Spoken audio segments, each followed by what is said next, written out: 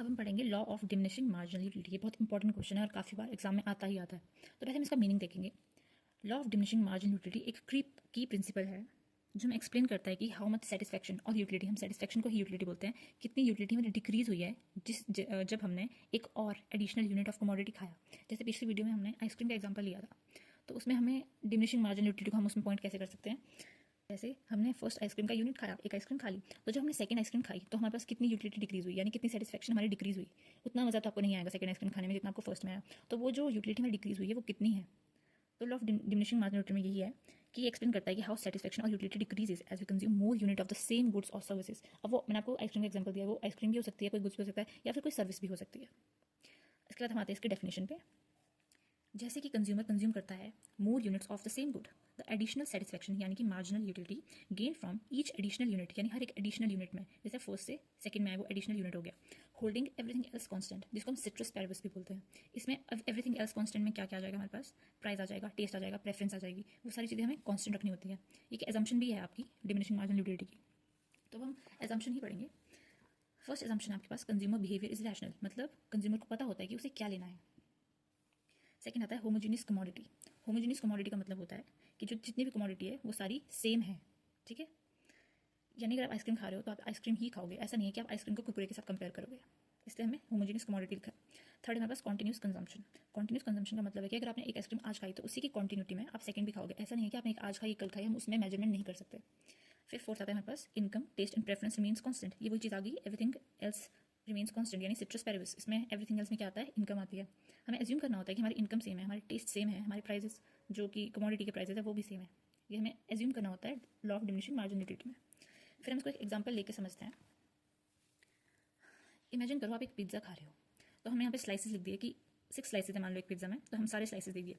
तो अब आप फर्स्ट स्लाइस कंज्यूम करोगे तो आपकी मार्जिनल यूटिलिटी 10 होगी।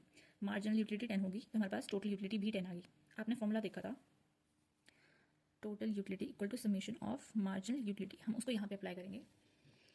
अब जैसे मार्जिनल यूटिलिटी 10 है तो हमारे पास टोटल यूटिलिटी 10 है। हम second bite of pizza, second slice of pizza consume करेंगे तो हमारे पास मार्जिनल यूटिलिटी 8 आ गई, क्योंकि आपको फर्स्ट में इतनी सेटिस्फैक्शन मिली है 10, लेकिन आपको सेकंड में उससे थोड़ी कम मिली है क्योंकि डिक्रीज होती है मार्जिनल यूटिलिटी, तो आपको 8 मिली है। तो हमें यहाँ पे फॉर्मूला अप्लाई करना है कि जो टोटल यूटिलिटी है यहाँ पे क्या आएगा, समेशन ऑफ मार्जिनल यूटिलिटी, यानी 10 + 8 इक्वल टू 18।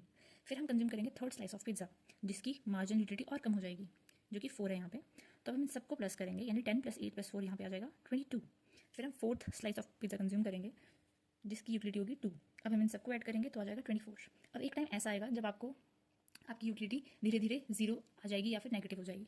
तो वो वाला केस यहाँ पे हम देखेंगे। जैसे ही आप फिफ्थ स्लाइस कंज्यूम करते हो तो आपको उससे कोई ज़्यादा सेटिस्फैक्शन नहीं मिली, आपने वो पीस मान लो ज़बरदस्ती खाया हो, आपको कोई ज़्यादा सेटिस्फैक्शन नहीं मिली है, तो उससे क्या होगा कि जो आपने टोटल यूटिलिटी आपकी फोर्थ स्लाइस पे थी वही आपकी फिफ्थ स्लाइस पे भी होगी। अब अगर हम 6 स्लाइस खाते हैं, व्हेन यू स्टार्ट फीलिंग सिक कि भैया मुझे नहीं खाना है, तो आपका क्या होगा, जो आपकी यूटिलिटी है वो -2 हो जाएगी। आपको उसी पिज्जा से आपको लगेगा कि यार क्या चीज़ है, मुझे नहीं खाना है, आप फेंक दोगे। अगर आपको कुछ ज़्यादा हो गया तो उसमें आपकी यूटिलिटी नेगेटिव में चली जाएगी।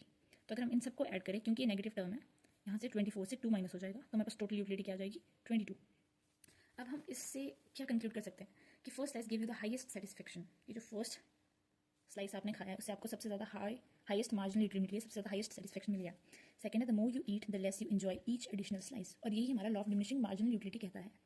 क्या कहता है कि जैसे जैसे आप एडिशनल यूनिट खाते रहोगे वैसे ही आपको ईच एडिशनल यूनिट है वो आपको कम सेटिस्फैक्शन देगा, and eventually you may feel full or even sick leading to negative utility. जब आपका पेट पूरी तरह भर जाता है एंड आप जबरदस्ती खाते हो तो आपको जो यूटिलिटी है वो नेगेटिव हो जाती है, और जो टोटल यूटिलिटी है वो 22 यहाँ पे आ जाएगी इस केस में।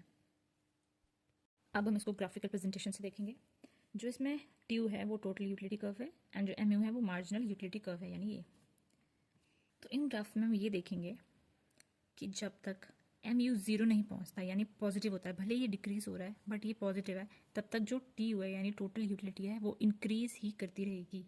जैसे ही जो मार्जिनल यूटिलिटी है वो 0 पहुंच जाती है, यानी बेस पे पहुंच जाती है, वैसे ही है जो टी यू है वो मैक्सिमम होगा। दिस पॉइंट पे जो टी यू है वो मैक्सिमम हो जाएगा। अब टी यू यानी टोटल यूटिलिटी इससे ऊपर नहीं जा सकती। क्यों? क्योंकि जो मार्जिनल यूटिलिटी है वो 0 हो चुकी है, और जैसे जैसे जो मार्जिनल यूटिलिटी है वो नेगेटिव में आएगी यानी -2 हो जाएगी, उसी तरह जो टोटल यूटिलिटी है वो मार्जिनल यूटिलिटी के इम्पैक्ट से डिक्रीज होने लगेगी। क्या कहा मैंने? जैसे ही मार्जिनल यूटिलिटी 0 से नीचे यानी नेगेटिव में पहुंच जाती है, वैसे ही टोटल यूटिलिटी अपने मैक्सिमम पॉइंट से डिक्रीज होनी स्टार्ट हो जाती है। जो मार्जिनल यूटिलिटी है वो जीरो से कम होगी, यानी टी यू इंक्रीज़ करेगा। इस पॉइंट पे क्या हो रहा होगा, इस पॉइंट पे हमारी जो कंजम्पशन है वो ज़्यादा से ज़्यादा हो रही होगी, यानी पीपल विल कंज्यूम मोर। जैसे ही मार्जिनल यूटिलिटी ज़ीरो आती है और जो टोटल यूटिलिटी है वो मैक्सिमम पहुंच जाती है, उस टाइम जो कंजम्पशन है वो बिल्कुल रुक जाएगी, यानी इस समय कंज्यूमर है जो वो टोटली फुली सेटिस्फाइड है कि वो इससे ज़्यादा कंज्यूम नहीं करेगा। अगर फिर भी उससे ज़्यादा कंज्यूम करवाया जाता है तो जो उसकी मार्जिनल यूटिलिटी है वो नेगेटिव में हो जाती है, यानी वो -2 हो जाती है और जो टोटल यूटिलिटी है वो डिक्रीज़ होनी दोबारा से स्टार्ट हो जाती है।